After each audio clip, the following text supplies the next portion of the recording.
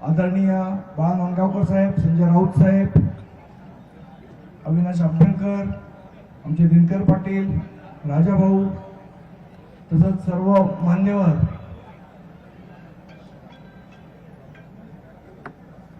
खरं तर नाशिक शहर जे वाईनसाठी प्रसिद्ध होतं, असं ऐकून होतं की वाईनसाठी प्रसिद्ध आहे नाशिक शहर, ते आता हनीसाठी प्रसिद्ध झाले. त्या नाशिक शहरात वाईन बनायची, त्या नाशिक शहरात आता हनी बनायला लागले आणि त्या हनीचे ट्रॅप लागायला लागले. ज्या नाशिक शहरामध्ये 2012 नंतर महाराष्ट्र नवनिर्माण सेनेची सत्ता होती, त्यावेळेचा एक प्रसंग आज आपल्याला सांगतो. 2014-15च्या आसपास भयंकर पाऊस झाला अख्ख्या महाराष्ट्रभर. सगळीकडचे रस्ते दाखवत होते की या रस्त्यात खड्डा आहे, त्या रस्त्यात खड्डा आहे, त्या रस्त्यात खड्डा आहे, मुंबईमध्ये एवढे खड्डे आहेत, पुण्यामध्ये एवढे खड्डे आहेत. पण नाशिकमध्ये असलेला खड्डा त्यांना दाखवता आला नाही, हे त्यांचं दुर्दैव होतं. का दाखवता आला नाही? कारण अतिशय स्वच्छ कारभार हा सन्माननीय राजसाहेबांनी या नाशिक शहराला दिला की जिथे खड्डे पत्रकारांना शोधून सापडत नव्हते. संपादक तिकडनं विचारतात पत्रकारांना, सगळीकडचे खड्डे दाखवतात, नाशिकचे खड्डे का नाही दाखवत आहेत? हे आमचे पत्रकार बांधव समोर आहेत, विचारा त्यांना. आणि आज त्या नाशिकची अशा पद्धतीने दुरावस्था केली आहे की जागोजागे खड्डे दिसत आहेत. महानगरपालिकेमध्ये प्रचंड भ्रष्टाचार आहे. 2017ला या नाशिक शहराचं डॅडी होण्याचं काम एकाने केलं. डॅडी देवेंद्र फडणवीस साहेब. आता डॅडींना प्रश्न विचारायचा आहे की तुम्ही दत्तक घेतलेलं नाशिकचं काय झालं पुढे? काय झालं? माझा आपला सुद्धा प्रश्न आहे की ज्या वेळेला कधीतरी येतील नाशिकचे डॅडी इन्व्हर्टेड कॉमा मधले, त्या डॅडींना विचारावं लागेल, दत्तक घेतल्यानंतर सांभाळ करणं तर सोडा, जी प्रोजेक्ट नाशिक मध्ये होती त्या प्रोजेक्टची पण वाट लावण्याचं काम या भारतीय जनता पक्षाने या ठिकाणी केलेलं आहे. सन्माननीय राजसाहेबांनी इथे बाळासाहेबांच्या नावाने एक सुंदर असं संग्रहालय उभं केलं होतं. शस्त्रास्त्रांचं संग्रहालय होतं. त्याची दुरावस्था करण्याचं काम भारतीय जनता पक्षाने केलं, इथल्या सरकारने केलं, इथल्या महानगरपालिकेने केलं. एवढं सुंदर बोटॅनिकल गार्डन बनवलं, ते उद्ध्वस्त करायचं काम कोणी केलं असेल तर इथल्या महानगरपालिकेने केलं. जी कुसुमाग्रजांची नगरी आहे ती आज कशासाठी प्रसिद्ध आहे?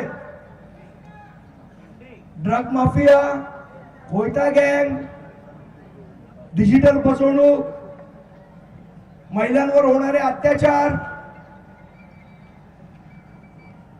जर अशा प्रकारची अराजकता चालू राहिली तर नाशिकचं नेपाळ व्हायला वेळ लागणार नाही, हे सरकारने ओळखलं पाहिजे. नाशिक शहर हे नाशिकच ठेवायचंय का नेपाळ करायचंय, याच्यासाठीचा आज हा मोर्चा आहे. आणि याच्यासाठी जाब विचारायला, नाशिकचं नेपाळ होऊ नये यासाठी संघर्ष करायला आज हे दोन पक्ष, महाराष्ट्र नवनिर्माण सेना आणि शिवसेना, रस्त्यावर उतरलेली आहे.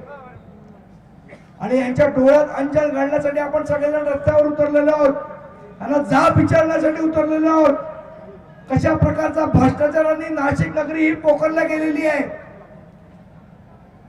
कशा प्रकारची कायदा सुव्यवस्था लयाला गेलेली आहे. एक माणूस खून करतो आणि पोलिसांना 20-20 दिवस सापडत नाही, याच्यासारखी लाज मला असं वाटतं याची लाज सरकारला वाटली पाहिजे.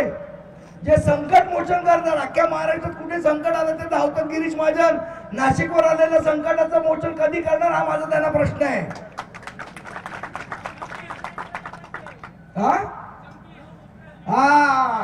तुम्ही बरोबर सांगितलं, चमकेशगिरी करण्यामध्ये व्यक्त आहे. हातात बंदूक घेऊन जातात वाघाला मारायला.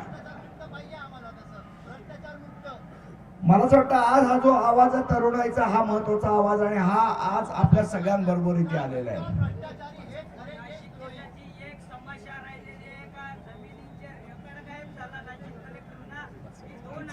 मला असं वाटतं की ह्या सगळ्या समस्यांसाठीच आपण आज हा मोर्चा काढलेला आहे.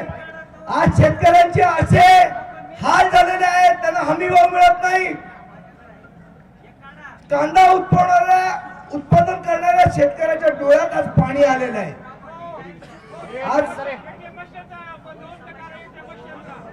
आज एटीएम मध्ये बहुतांश एटीएम मध्ये मशीन मध्ये पैसे नाहीत ना भाऊ, बरोबर. मला असं वाटतं ज्या पद्धतीचं सरकार तुम्ही लोकांना खोटं बोलून आणलं, आज लोकांचे हाल व्हायला लागलेले आहेत. माझी अपेक्षा आहे मोर्चाच्या माध्यमातून की लवकरात लवकर जाग या सरकारला यावी, सुबुद्धी यावी अशी अपेक्षा व्यक्त करतो. आणि एक दुसरं सांगतो, आज आपल्या इथे दोन्ही शिवसैनिक, महाराष्ट्र सैनिक एकत्र आलेले आहेत. नाशिक मध्ये याच्या पुढे जर कुठेही ड्रग्ज वितरित करताना, विकताना आढळला, मग तो सत्ताधारी पक्षाचा असला, त्याला आमचा शिवसैनिक आणि महाराष्ट्र सैनिक रस्त्यामध्ये चपल्याने मारल्याशिवाय राहणार नाही. आणि मग आम्हाला सांगू नका तुम्ही की कायदा सुव्यवस्था मी हातात घेतली म्हणून. जर आम्ही तुम्हाला मोर्चा काढून सुधारण्याचं आवाहन करतोय, या सगळ्याचा बंदोबस्त करायचं आवाहन करतोय, जर तुम्ही ते केलं नाही, मग आमचे सैनिक जर रस्त्यावर उतरले आणि कायदा हातात घेतला तर आम्हाला दोष द्यायचा नाही. मग रस्त्यावर जे काय घडेल त्याची जबाबदारी या सरकारची असेल, एवढा एक इशारा देतो. अजून अन्य नेते मंडळींचं मार्गदर्शन आपल्याला ऐकायचं आहे. म्हणजे दोन शब्द आवर्त घेतो. धन्यवाद. जय हिंद, जय महाराष्ट्र.